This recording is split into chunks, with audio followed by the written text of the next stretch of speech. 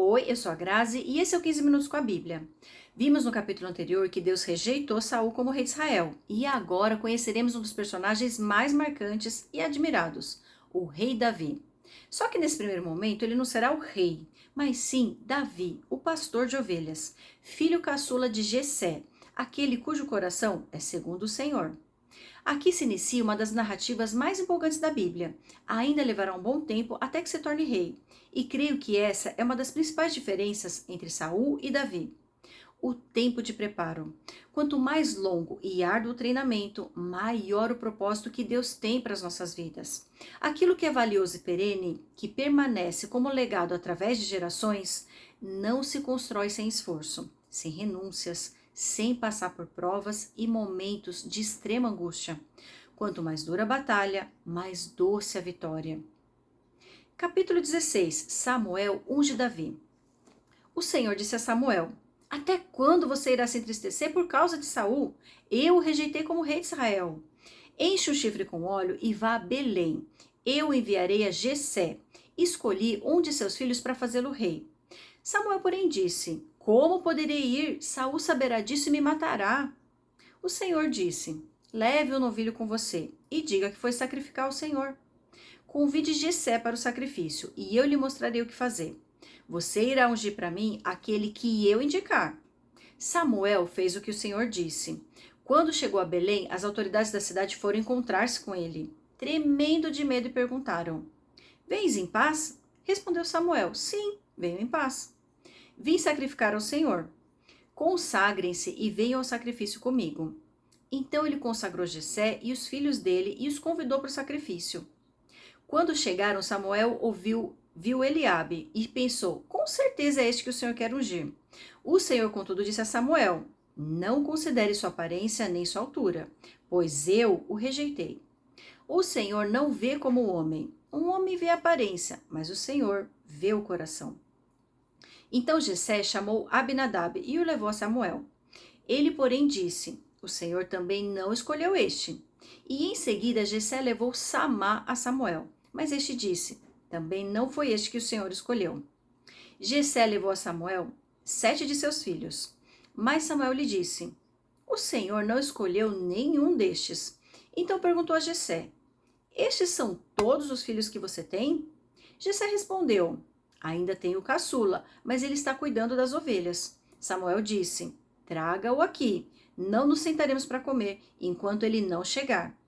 Jessé mandou chamá-lo e ele veio. Ele era ruivo, de belos olhos e boa aparência. Então o Senhor disse a Samuel: É este, levante-se e unja-o. Samuel apanhou o chifre cheio de óleo e o ungiu na presença de seus irmãos. E a partir daquele dia, o Espírito do Senhor apoderou-se de Davi, e Samuel voltou para Ramá. O capítulo se inicia com o Senhor dando uma bronca em Samuel por ainda se entristecer por Saul. E sabe o que eu aprendo aqui? Não se lamente pelas pessoas que Deus tirou do seu caminho. Não se revolte nem se desespere por conta disso. O Senhor sabe o que é melhor para nós, mesmo que a dor da partida perdure por algum tempo. Não se deixe abater. Levante-se e siga em frente.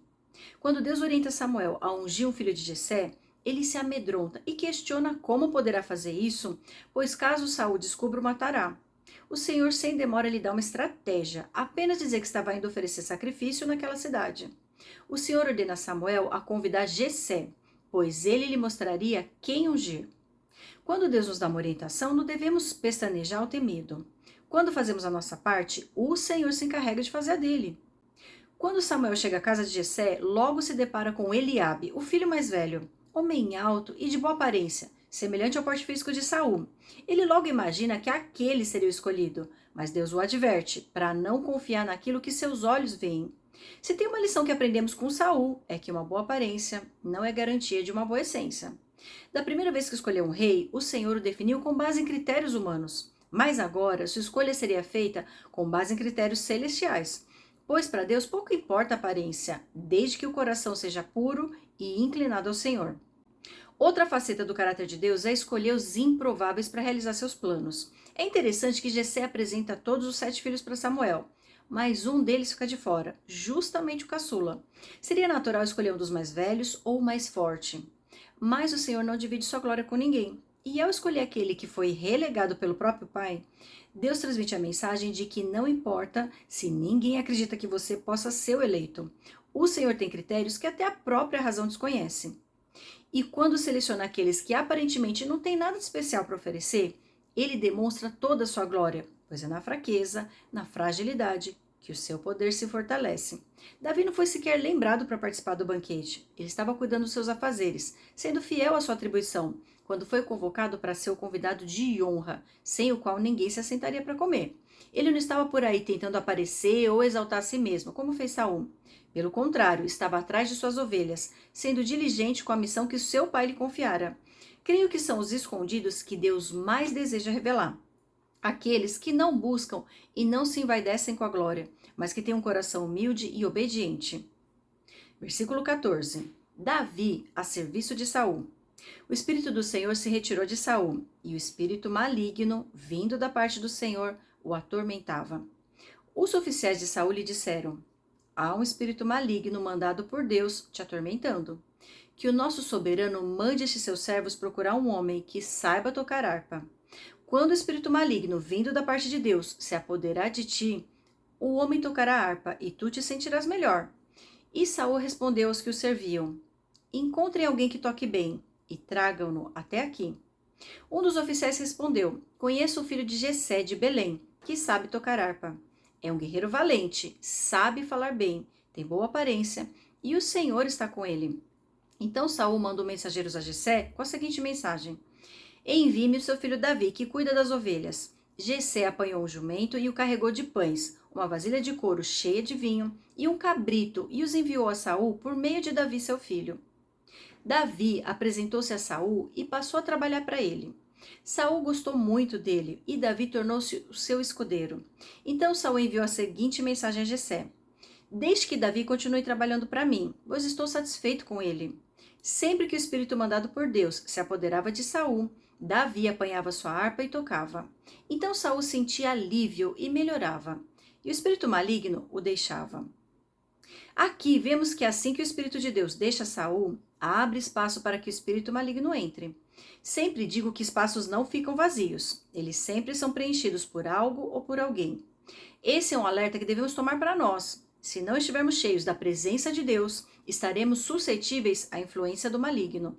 Saul não tinha relacionamento com Deus, não buscava ele em oração. Por conta disso, foi se afastando cada vez mais da presença, até o ponto em que o Senhor o abandonou totalmente. Não podemos permitir que o mesmo aconteça conosco.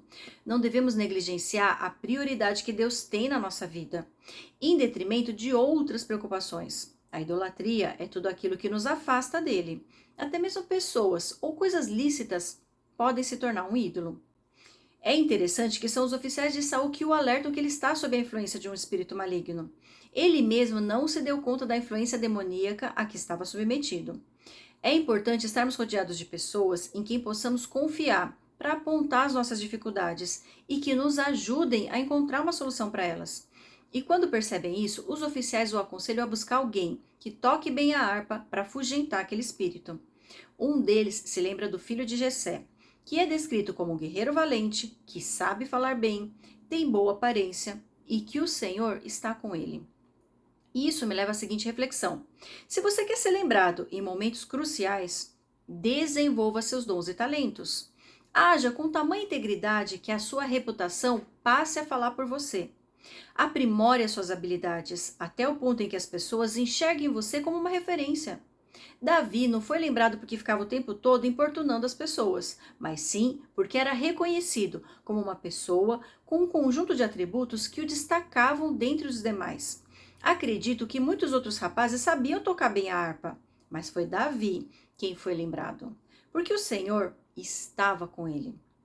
Se você quer ser usado por Deus, não fique apenas orando ou clamando a Deus por isso. Peça orientação do Espírito Santo para saber em que você realmente é bom. Qual foi o dom, o talento ou a área em que o Senhor te capacitou para se destacar, para fazer a diferença e se tornar uma influência? Muitas pessoas passam a vida frustradas, pois saem em busca daquilo que é mais fácil ou que tem a maior margem de retorno.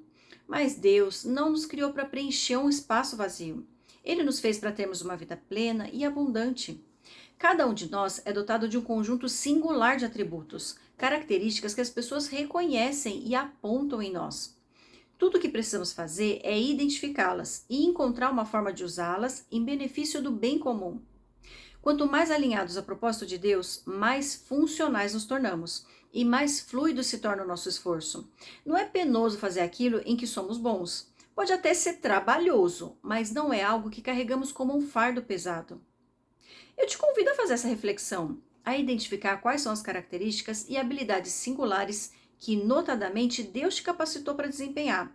Existe algo dentro de você que você reconhece como sendo diferente das outras pessoas. Pode ser a vontade de servir, a habilidade para compreender coisas que os outros não compreendem, pode ser a facilidade para planejar e organizar, ou mesmo o dom da comunicação ou do ensino, uma facilidade para solucionar problemas complexos. Enfim, existe uma variedade enorme de habilidades que podem indicar o seu propósito. Pense naquilo que você faz e que te traz satisfação, que você faria até de graça. Esse é provavelmente um indício do dom que Deus depositou dentro de você. Davi não foi lembrado porque estava perambulando por aí, mas sim porque passou muito tempo trabalhando e lapidando aquilo que Deus lhe concedeu. Eu te vejo no capítulo 17.